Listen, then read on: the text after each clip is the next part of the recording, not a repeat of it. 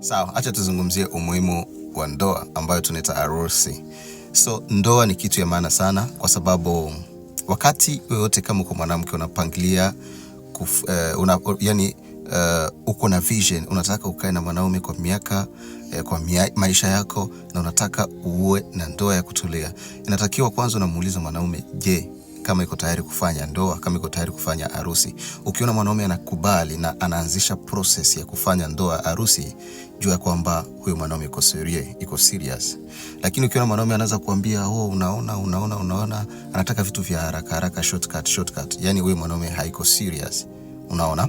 So ndoa ni jambo muhimu sana kwa maisha ya kawaida. Sababu ya kwanza, itakufanya uwe na maisha ambayo iko serious na inayotulia. Yani wakati ambapo unapofanya ndoa na mwanaume, inaonyesha kwamba huyo mwanaume amekubali kukaa na wewe kwa maisha na ameapa, ametoa kiapo mbele ya Mungu na mbele ya serikali. Unakuta wasichana wengi wanalia, mbona nimezana mwanaume ameniacha, amenitupa. So tukia leo unachukia wanaume. Sasa unakuta ulijiangazia mwenyewe kitu, haukutaka ujue kwamba huyo mwanaume ako serious kukaa na wewe. Sasa hizo lawama unaanza kuzipea wanaume wote, unasema wanaume ni wabaya. Hapana.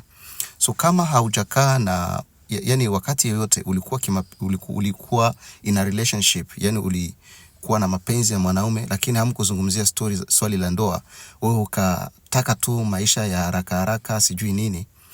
Hiyo ni moja ya mambo ambayo yanatokea. Yani unakuta mlizana mtu na mkaachana na mkaenda hivyo.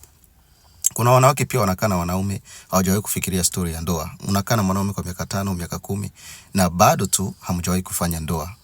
So mbona hapo unahatarisha hiyo kitu unaita ndoa? Unaihatarisha sana. Sababu gani? Muda wote unaweza kuachana na hakuna pahali kunaweza peleka wewe mwanaume, sababu hamjakubaliana kwa kitu chochote. Unaona sasa ndoa wakati mmefanya harusi aidha mbele ya serikali na mbele ya kanisa, inafanya kila mtu anakuwa na woga na ametoa kiapo, amesema mimi nimekubali kukaa na huyu kwa hadi kifo kitutenge. So ndoa ni kitu muhimu sana, inafanya pia mwanaume akuheshimu au mwanamke akuheshimu, sababu mmefanya harusi. Lakini unakuta watu wengine mnakaa tu haraka mnataka vitu vya haraka sijui nini. Kisha sisi sikuwa najua kwamba wewe mwanaume ni mbaya. Tulikaa tu naye, baadaye akaniacha. Ni kwa nini? Kwa sababu ulitumia njia ambayo isiyofaa. Ulitumia utaratibu ambao usiofaa. Ulipenda vya haraka, hutaki utaratibu ambao Mungu anataka. Hutaki utaratibu ambao unaongozwa na serikali hapa duniani.